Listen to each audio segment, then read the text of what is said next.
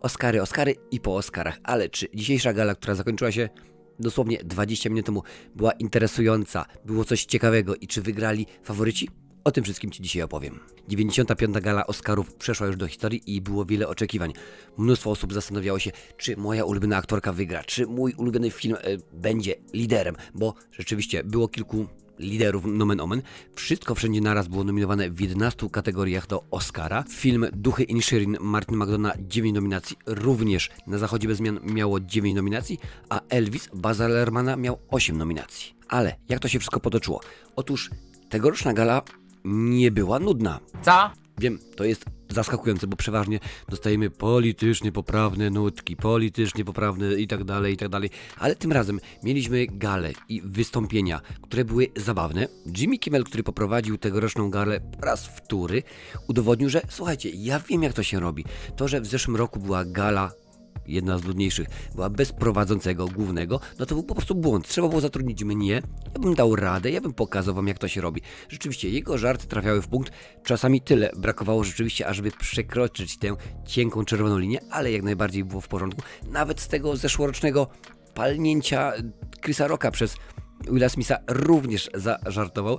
No, na końcu gali w ogóle zdjął taki, miał fajną taką tablicę, gdzie odhaczał ile dni, ile gal właściwie minęło bez kogokolwiek, bez uderzonego. No zdarza się oczywiście, wiadomo jak to było, ale nie było świętości i naśmiewał się z Jamesa Camerona, ze Stevena Spielberga, po prostu jechał równo po wszystkich. Tom Cruise, nieobecny na tej gali, również jemu się oberwało.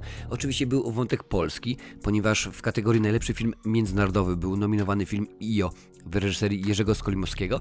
O tym, kto dostał nagrody i jak to wszystko wyglądało, powiem oczywiście na końcu. Ale jeszcze wracając do przemówień, oczywiście było kilka poprawnych politycznie.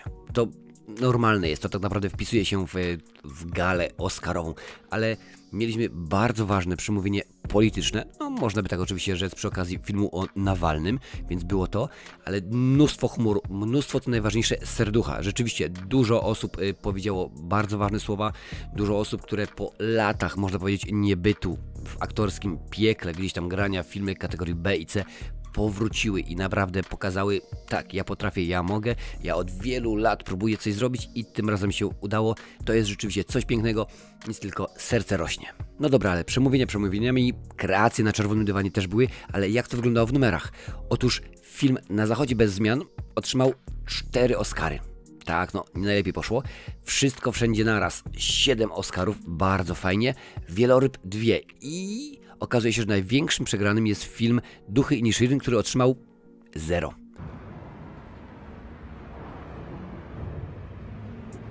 Ani jednego Oscara by się nie udało. Również film Stevena Spielberga nie otrzymał ani jednej statuetki.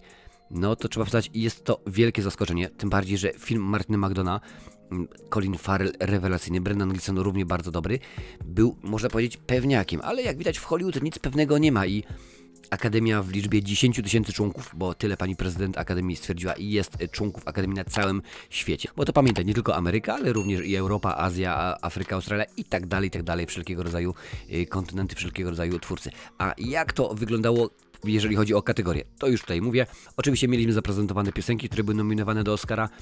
Natu Natu z filmu RRR rzeczywiście zrobiła furorę i jest to bardzo dziwna piosenka z jeszcze dziwniejszego filmu, ale nie o tym. Teraz kto otrzymał nagrody w poszczególnych kategoriach? Otóż krótkometrażowy film animowany Chłopiec, Kret, Lis i Koń. Krótkometrażowy film dokumentalny Zaklinacze Słoni. Krótkometrażowy film aktorski Irlandzkie Pożegnanie. Pełnometrażowy film dokumentalny Nawalny. Pełnometrażowy film animowany Pinokio, ale nie ten od Disneya, tylko Guillermo del Toro. Film międzynarodowy Na zachodzie bez zmian. No niestety IO Jerzego Skolimowskiego poległo, ale tak, było wiadomo, że Na zachodzie bez zmian to jest bestia, to jest potwór i on się nie zatrzymuje. Szanse były naprawdę niewielkie. Efekty specjalne Avatar i jest to jedyny Oscar dla tegoż filmu. Wielkie zaskoczenie, bo można było obstawiać, że w kategoriach technicznych będzie więcej. Charakteryzacja Wieloryb z Brendanem Fraserem w roli głównej. Kostiumy Czarna Pantera Wakanda w moim sercu. Scenografia Na zachodzie bez zmian. Piosenka Naatu Naatu z filmu RRR. I jest to pierwsza nominacja do Oscara dla filmu z Indii i pierwszy Oscar. Film naprawdę bardzo dziwny, bardzo cudaczny, cudowny, przerysowany. Polecam obejrzeć, chociażby jako ciekawostkę.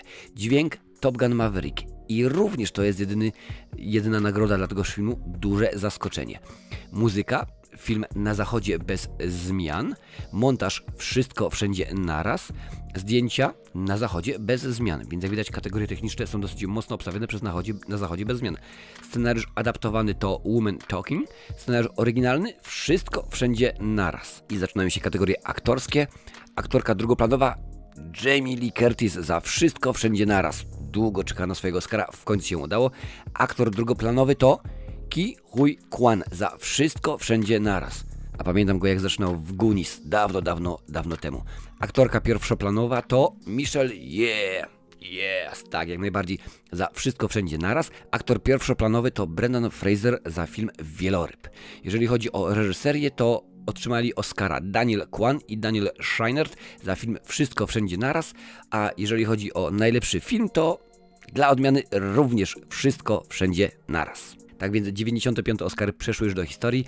Nie była to najkrótsza ceremonia, ale i tak była krótsza od tej z zeszłego roku, gdzie wycięto kilka kategorii, a żeby to uskutecznić, usprawnić, tym razem wszystko się jak najbardziej odbyło po kolei. Jimmy Kimmel powiedział, nie.